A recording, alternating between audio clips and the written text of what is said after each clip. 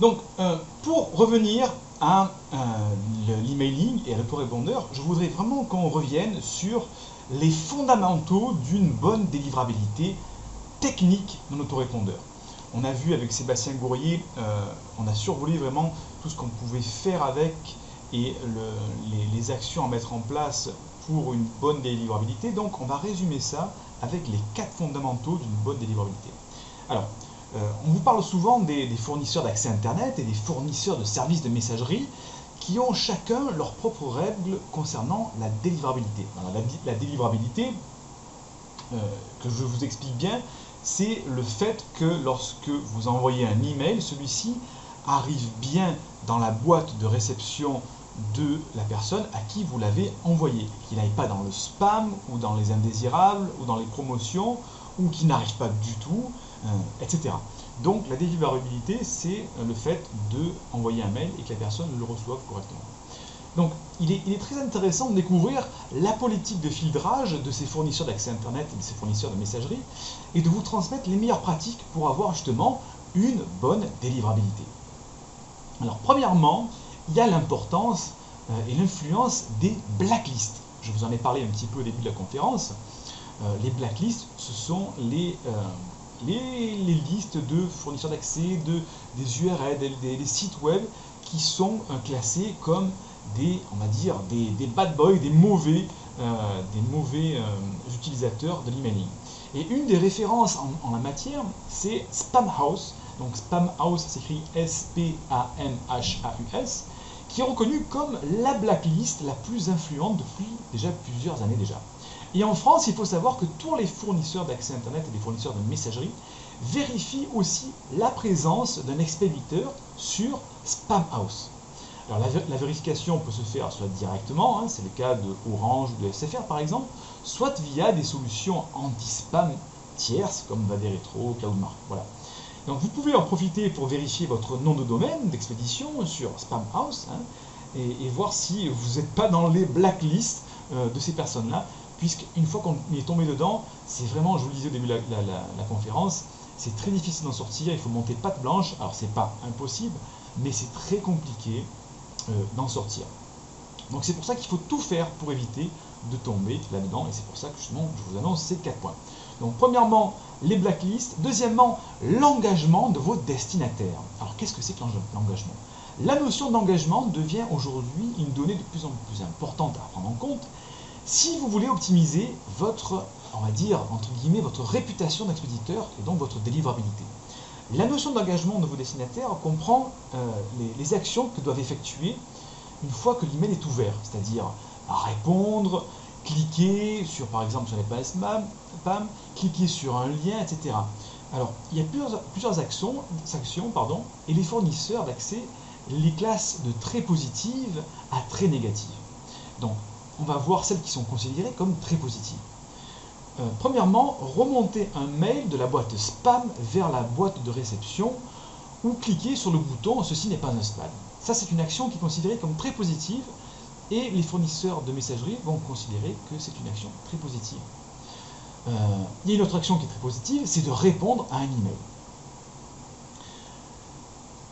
Deuxième action qui est considérée comme simplement positive, c'est d'ouvrir le mail déjà, tout simplement, ou de déplacer un email de la boîte de réception vers un dossier, ou d'ajouter l'expéditeur de l'email reçu à la liste d'expéditeurs approuvés. Ça, ce sont des signes qui sont considérés comme positifs. Troisièmement, qui sont considérés comme signes négatifs, supprimer l'email sans l'ouvrir.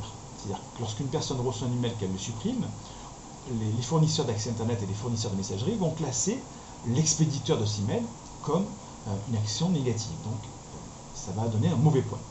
Et sont considérés comme un signal très négatif, déplacer un email vers la boîte de spam ou cliquer sur le bouton « Ceci est un spam ».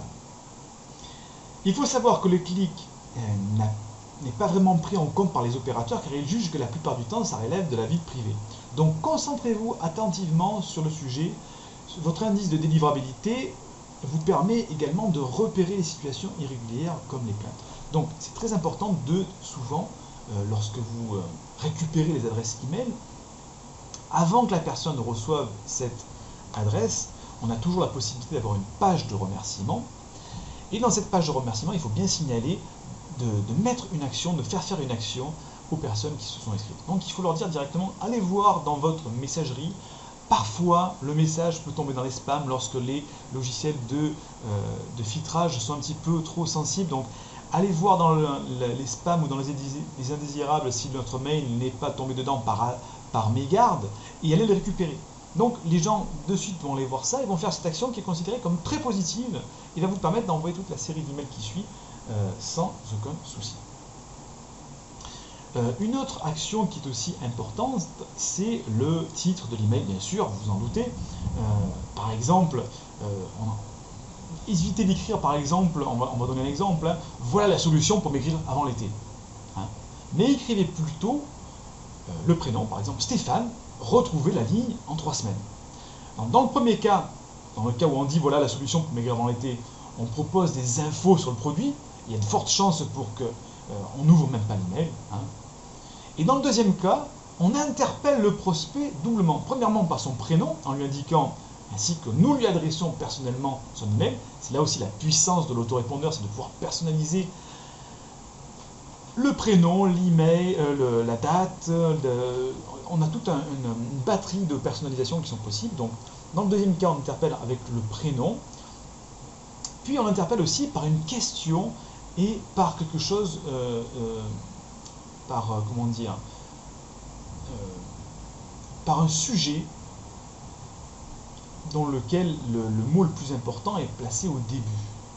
Et surtout, une transformation, on promet une transformation à ce prospect-là. Donc faites très attention à vos titres d'email. Troisième point que je voulais voir aussi avec vous, c'est l'importance de l'authentification. Les fournisseurs d'accès Internet accordent de l'importance à l'authentification de l'expéditeur. Alors là, c'est une partie un petit peu plus technique des autorépondeurs, mais il faut savoir, il faut quand même un petit peu comprendre le mécanisme, hein, c'est comme tout. Hein. Donc, il faut savoir qu'il y a deux principales normes, qui est l'enregistrement SPF, qui indique les adresses IP autorisées à envoyer les emails, et la clé DKIM, qui garantit que le message n'a pas été modifié à l'insu de l'expéditeur. Donc, en règle générale, sans rentrer dans les détails, il faut savoir que les principaux autorépondeurs leaders ont ces authentifications, et seules quelques petites structures ne mettent pas en place ces dispositifs, ou bien sûr les logiciels gratuits d'emailing qu'on peut retrouver sur les blogs, comme WordPress par exemple, ou des petites structures qu'on met en place. Ce sont des clés, des normes que ne peuvent pas se permettre d'avoir les logiciels gratuits ou les logiciels qui sont en freeware. Donc c'est pour ça que seuls les autorépondeurs leaders sérieux ont ces certifications qui permettent de garantir une meilleure délivrabilité.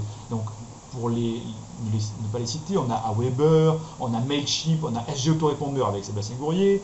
Vous tapez dans Google autorépondeur et vous aurez la liste des principaux autorépondeurs.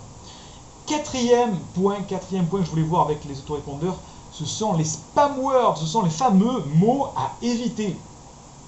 Alors, tant qu'il n'y a pas de signal négatif, c'est-à-dire des plaintes en spam ou des suppressions du mail directement dans la boîte, dans la corbeille, il est possible de les conserver. Mais pour les fournisseurs d'accès Internet, une bonne partie de leur filtrage repose encore sur des outils d'analyse de contenu, y compris des spam words, c'est-à-dire des mots à éviter, des URL. Donc les expressions telles que « ouvrez vite »,« cliquez ici » ou les autres mots comme « gratuit », y compris dans l'objet de l'email, sont risqués et pénalisent la note qu'attribuent les fournisseurs d'accès Internet ou les fournisseurs de messagerie. Il faut savoir que chaque mail, une sorte de note est attribuée, et en fonction de la note, il risque d'être classé oui ou non dans la boîte spam. Donc attention aux mots comme ouvrez vite, cliquez vite, gratuit, etc. Il faut prendre en compte non seulement les spam words, mais également aussi d'autres aspects connus, qui sont déjà connus et pratiqués par les spammers, comme par exemple trop de mots en majuscules, trop de mots créent un sentiment d'urgence ou liés à l'argent, etc. Donc soyez attentifs aussi à la forme de votre texte et à ce que vous pouvez faire avec comme les mots en gras. Donc conclusion, premièrement, il y a déjà la qualité de l'acquisition, c'est-à-dire la manière avec laquelle vous récupérez votre prospect. Ne vous amusez pas à acheter des listes d'emails, ça n'a aucune efficacité. Si les gens ne sont pas inscrits de leur propre chef, On a des taux de transformation qui sont quasi nuls. Vous allez dépenser une fortune pour rien. Il faut que les gens s'inscrivent de leur propre volonté parce que le sujet les intéresse. Deuxièmement, il y a le bon engagement. Il faut savoir segmenter et envoyer ses offres en fonction de vos contacts. C'est-à-dire qu'il faut suivre l'évolution de leur attente et être capable d'y répondre. Troisièmement, il y a les statistiques complètes. Il faut savoir suivre efficacement la réaction de ses destinataires et contrôler régulièrement les résultats. C'est pour ça que les autorépondeurs fournissent des statistiques d'ouverture. Ce qu'on n'a pas dans les logiciels gratuits, dans des logiciels comme les blogs ou WordPress. On n'a pas ces statistiques-là de suivi pour savoir combien de personnes ont ouvert le mail, pour savoir combien de personnes ont cliqué sur les liens, pour savoir combien de personnes ont interagi. Les statistiques vont vous permettre de savoir si votre liste est réactive ou pas, et si les gens à qui vous envoyez les mails sont effectivement intéressés ou pas. Sinon, vous envoyez des mails carrément dans l'inconnu, vous ne savez pas si ça plaît ou pas. Il y a aussi le bon volume, à savoir, intégrer les nouvelles adresses progressivement avec une montée progressive en volume. Et il faut évacuer progressivement les gens qui se désinscrivent. Bien sûr, quand on a des listes qui sont trop chargées, c'est pas très bon non plus. Il y a aussi le fait qu'il faut aussi savoir faciliter la tâche pour que les gens se désabonnent.